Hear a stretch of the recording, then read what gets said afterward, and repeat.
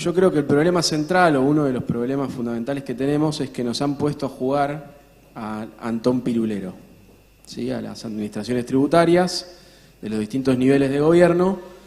Nos han puesto en ronda, cada cual atiende su juego y el que no, una prenda tendrá. ¿Por qué digo esto? Porque es evidente que nosotros tenemos que pensar la recaudación y la administración tributaria en el marco de las funciones de un Estado que también tiene un gasto y que tiene un ordenamiento jurídico con distintos niveles. Precisamente nosotros somos un centro de administraciones tributarias subnacionales, como parte de ese sistema tributario que incluye también a la nación, las provincias, los municipios. Y la verdad es que si uno mira lo que pasa en Argentina en las últimas décadas, lo que ocurre es que hay un proceso de descentralización del Estado, ¿sí? Se llama de esa manera, pero que en realidad se descentraliza solo en una de sus patas, que es la pata del gasto. Las funciones del Estado nacional empiezan a transferirse a las provincias y otro tanto pasa con funciones de los estados provinciales que se transfieren a los municipios. Esa descentralización, esto no es ajeno a ustedes, no viene de la mano, esa descentralización de los gastos, no viene de la mano con una descentralización de recursos. Porque ¿cuál es el secreto en el Antón Pirulero que nos ponen a jugar? Que no hablemos entre nosotros para coordinarnos. El secreto es que en el proceso de descentralización del gasto se está desmantelando el estado de bienestar. Sobre todo con fuerza ocurre en una primera oleada en la década del 70 y muy fuerte en la década del 90, donde incluso hay una reingeniería de todo el plexo normativo que rige la vida económica y la administración pública en Argentina. El resultado de eso es, esto digo yo, una falta de coordinación entre los distintos niveles, entre las distintas jurisdicciones, a la hora de gestionar los esfuerzos que hace el pueblo para financiar las políticas que se traducen en ese gasto que ahora se descentralizó, y en paralelo se da un proceso de degradación de la calidad de los servicios, porque al no contar con los recursos y tener que afrontar esos gastos, las jurisdicciones hacen lo que pueden, digamos, ¿no? Dicho mal y pronto. Entonces, eso empieza a generar dinámicas que atentan contra la equidad del sistema tributario. ¿Por qué? Porque cada cual empieza a buscar los recursos como puede, porque no puede dejar de atender la prestación de esos servicios sociales, y ahí aparecen tasas e impuestos que quizás no son los ideales, si uno piensa, ¿no?, en la teoría, los principios básicos de la tributación, y lo que empieza a ganar es creo que si no me equivoco lo pusiste como la economicidad, ¿no?, la facilidad de la recaudación de lo que uno quiere recaudar, ¿no? Se prioriza recaudar más rápido y con menos costo para el Estado. Y de esa manera se van tomando recursos para sostener esos gastos que empiezan a absorber las municipalidades y las provincias, y que antes, en otros momentos, fueron responsabilidades de administraciones de instancias superiores. En ese proceso, entonces, se va configurando un Frankenstein impositivo. Y esa es la verdad, digamos, ¿no? Uno mira la cantidad de tasas, siempre respetando la autonomía municipal, la autonomía de las provincias, incluso que precede a las capacidades de las potestades tributarias al Estado Nacional. En nuestra conformación de Estado Nacional, o sea, no estoy atacando, digamos, o poniendo en cuestionamiento la autonomía. Lo que sí digo es que evidentemente ese juego de hacernos los sonsos, de descentralizar el gasto y no los recursos, y vean cómo resuelven, tiene como objetivo o como resultado dos caminos posibles: o un ajuste brutal que recaiga sobre quienes necesitan esos servicios sociales, la salud pública, la educación pública, la seguridad, las obras de infraestructura que mejoran la logística y la competitividad de la producción nacional para desarrollarnos pensando no solo en el consumo interno, sino también en la exportación. Y entonces esa falta de recursos terminaría conduciendo a que se achique el Estado. Y hay una idea que plantea que cuando el Estado se achica, crece el sector privado, y que entonces el verdadero motor de un crecimiento real de la economía viene dado por esa razón, por el crecimiento del sector privado, como si no fueran posibles las sinergias, como si no hubiera necesidad mutua, como si pudiera existir el mercado si no existiera el Estado, que garantice, por ejemplo, algo básico como el derecho a la propiedad, regulaciones de ciertos mercados donde hay monopolios naturales, garantizar la circulación de las mercancías por las rutas y los caminos, que los caminos estén en condiciones, garantizar la salud de los trabajadores que van a producir valor para ese sector privado, para que pueda acumular riqueza y eso se traduzca en inversiones y en crecimiento. Es decir, claramente nosotros que somos funcionarios públicos sabemos que lo que hay realmente es una sinergia entre lo público y lo privado y que está en nosotros potenciar esa sinergia y desarrollar políticas públicas que potencien el desarrollo del sector privado. Bueno, cuando uno mira el proceso de descentralización del Estado en sus gastos, pero no en sus recursos, lo que ve que pasó lo contrario, que empezó a empeorar la calidad de las prestaciones del Estado, que empezaron a recortar ciertos servicios esenciales, a eliminar ciertos derechos adquiridos, y que hubo un abandono del sostenimiento del patrimonio que había acumulado el Estado, un Estado joven, también hay que decirlo, como el nuestro, que tiene una historia corta. Si uno mira la historia de las grandes naciones del concierto mundial, claramente somos un país joven, y se ataca ese proceso de fortalecimiento del Estado y por lo tanto de la sociedad, haciendo que ese Estado no tenga los recursos para sostener su patrimonio acumulado y hacer valer ese esfuerzo que el pueblo hizo anteriormente. Entonces viene el abandono, y con el abandono viene, como bien sabemos, un proceso de privatización de cosas. Fueron empresas y después fueron directamente servicios, como la salud, como la educación, incluso las jubilaciones. Uno de los caminos era ese. Bueno, si no hay recursos, entonces se va a recortar el gasto y va a haber privatizaciones. Pero otro camino posible podría haber sido, y tiene que ser, creo yo, porque hoy tenemos la misma disyuntiva nuevamente, un Estado sobreendeudado, la necesidad de hacer frente a servicios de endeudamiento de manera creciente.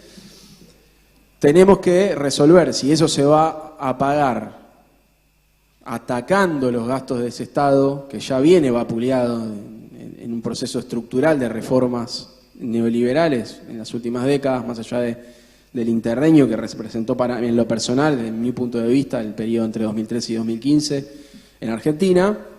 Lo cierto es que se revirtieron algunos efectos de esas políticas, pero no se cambió la estructura, con lo cual estructuralmente, y bueno, ni hablar, podemos ver cómo se potenciaron ciertas tendencias regresivas de las estructuras tributarias en ese periodo que fue virtuoso en términos de resultados sociales, pero que en materia tributaria e impositiva nos trajeron acá con muchas discusiones que tenemos que darlas de frente, pero que tienen que ver con la distorsividad de ciertos impuestos, con la forma en que se recaudan ciertos impuestos vinculados a la actividad.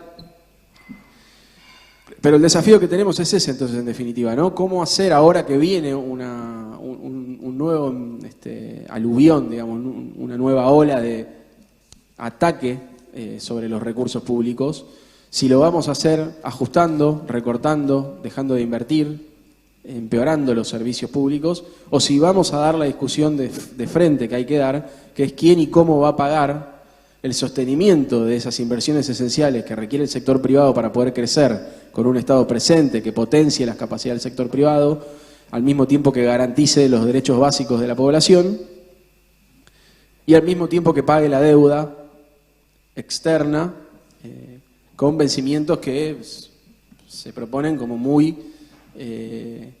exigentes en materia de cronograma en los próximos años. Con lo cual, ahí es fundamental romper, entonces decía yo, dejar de jugar el Antón Pirulero. Lo que necesitamos es coordinación entre las distintas instancias del Estado, entre los municipios, las provincias y nación, porque, y lo traigo otra frase, a río revuelto, ganancia de pescadores. Todos sabemos que hay entramados económicos que usufructúan los grises normativos, los huecos, los agujeros que se forman entre cómo se cobran las tasas y los impuestos a las provincias y los impuestos a la nación para eludir cuando no evadir impuestos. Y que en general esa evasión, que es la que más daño hace, porque uno busca justamente tener un sistema tributario que trabaje en pos de la equidad, de la reducción de las desigualdades, pero además que no atente contra el crecimiento económico,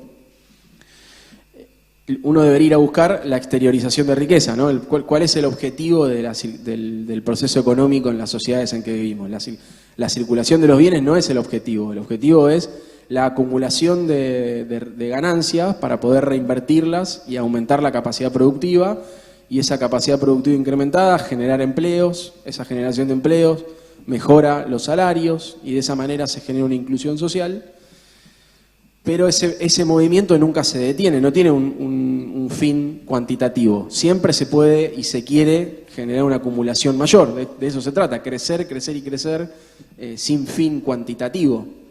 Si uno en ese proceso piensa la política tributaria y en lugar de ir a buscar los recursos, los impuestos, en la exteriorización de la riqueza, los va a buscar en la circulación de los bienes y los servicios, de las mercancías, lo que hace es introducir distorsiones en el proceso económico que terminan penalizando no a los que acumulan esa riqueza y esos patrimonios, sino a los que viven de sus salarios, en definitiva, ¿no?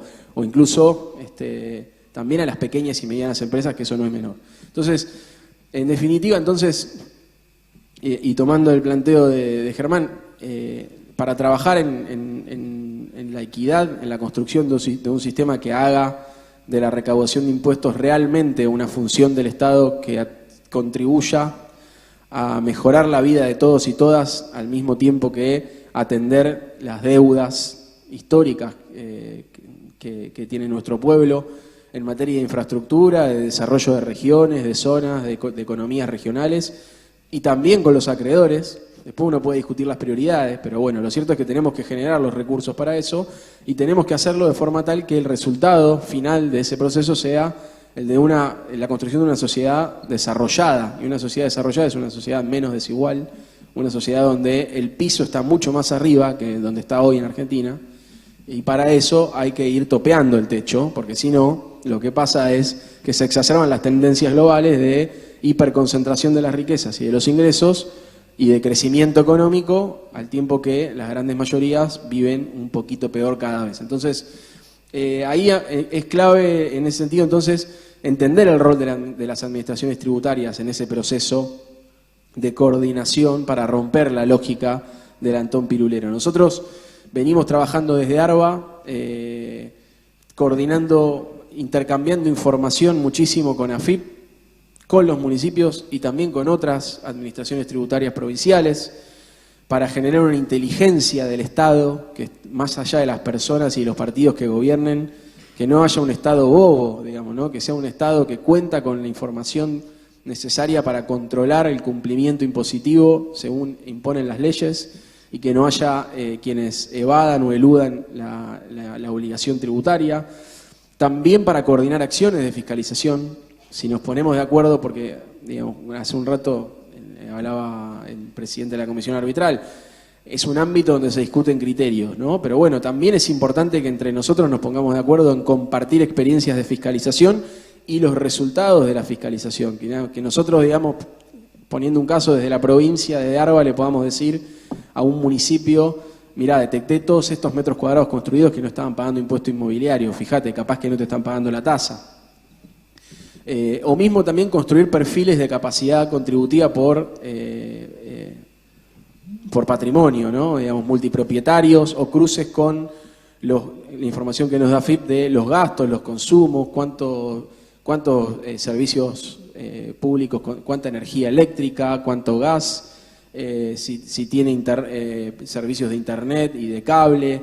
Construir un perfil del contribuyente para tener una caracterización de la capacidad contributiva y a partir de eso graduar y definir los planes de acción para controlar y fiscalizar, porque todos sabemos que todas las administraciones tributarias nos enfrentamos con la prescripción como un gran desafío y realmente es imposible atacar toda la prescripción, evitar que nada prescriba. Entonces, como los recursos son escasos, hay que saber orientarlos a detectar esas situaciones de incumplimiento por prescripción, que hay una falta obviamente del Estado en no estar reclamando como corresponde, pero requiere que nosotros nos demos la tarea de abordar el incumplimiento con fiscalizaciones coordinadas, inteligentes y la construcción de perfiles que nos permitan, por ejemplo, como estamos haciendo en ARBA, tener una pauta, una política de emisión de títulos ejecutivos que toma en consideración estas cuestiones, ¿no? Bueno, la capacidad patrimonial, el tamaño de las unidades. Yo, si me tengo que concentrar, si no puedo ir contra todos al mismo tiempo, tengo que tener un orden, una priorización. Bueno, en esa priorización tengo que elegir de manera inteligente, no puedo direccionar, no puedo ser seguro caprichoso en la definición de a quién sí y a quién no, hay que ser transparentes, esa es otra clave, porque bueno, cierro la idea. En definitiva, entonces, la fiscalización, las cobranzas y la administración propiamente de la recaudación a través de los regímenes se puede hacer potenciando las sinergias y el intercambio de información para la construcción de perfiles de los sujetos contribuyentes entre las distintas jurisdicciones, y es un poco hacia donde estamos yendo. Yo creo que en estos años hemos logrado avanzar en esa dirección. Estamos teniendo, obviamente es un proceso que viene de atrás, no me voy a apropiar del resultado, pero sí lo veo, me toca verlo, me toca ser parte de eso. Yo estoy viendo una mayor coordinación, una mejor coordinación entre las distintas jurisdicciones, y eso claramente nos conduce a un sistema impositivo que penaliza menos a los cumplidores, a los contribuyentes. Tenemos que ser más transparentes, tenemos que ser muy justos en cómo graduamos las cargas del cumplimiento tributario, y eso implica la fiscalización de las cobranzas, pero también a la administración de los regímenes. En el caso de ARBA, puntualmente, nosotros nos dimos una tarea muy profunda de repensar cómo funcionan los regímenes de recaudación de ingresos brutos para dejar de acumular saldos a favor e incluso desacumularlos. Mañana va a exponer el subdirector de recaudación una presentación que estuvimos trabajando con el equipo para mostrar los resultados de esa política en estos años. Pero otro tanto ocurre en la coordinación interjurisdiccional, en lo que venimos pensando y discutiendo en el ámbito de la comisión arbitral.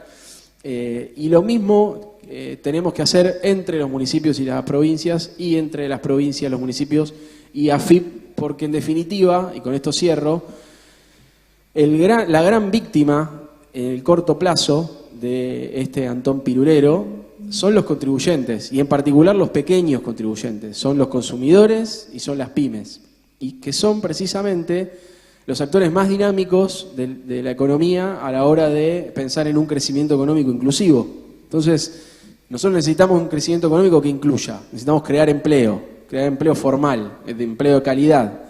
Para eso necesitas crecer, para crecer tienen que crecer las pymes en Argentina, ¿no? Las grandes empresas no generan el empleo necesario para incorporar a toda esa capacidad, esa fuerza de trabajo que hoy trabaja informalmente o está desocupada. Entonces, necesitamos tener un sistema tributario que no tenga un sesgo antipyme y antiproductivo. Para eso es fundamental la coordinación, pero son las principales víctimas en el corto plazo. El problema, creo yo, es que en el mediano y en el largo plazo, y estamos viendo los resultados, la víctima de esa lógica es el propio Estado, que es lo que hoy está en crisis. Hoy estamos discutiendo la legitimidad de la recaudación de impuestos. Es algo impensado, pero estamos discutiendo ideas de acabar con los impuestos y el Estado, porque está en crisis esa lógica, porque se puso en crisis el Antón Pirulero de que cada cual atienda su juego. Así que desde nuestro lugar me pareció muy pertinente e interesante la reflexión de Germán.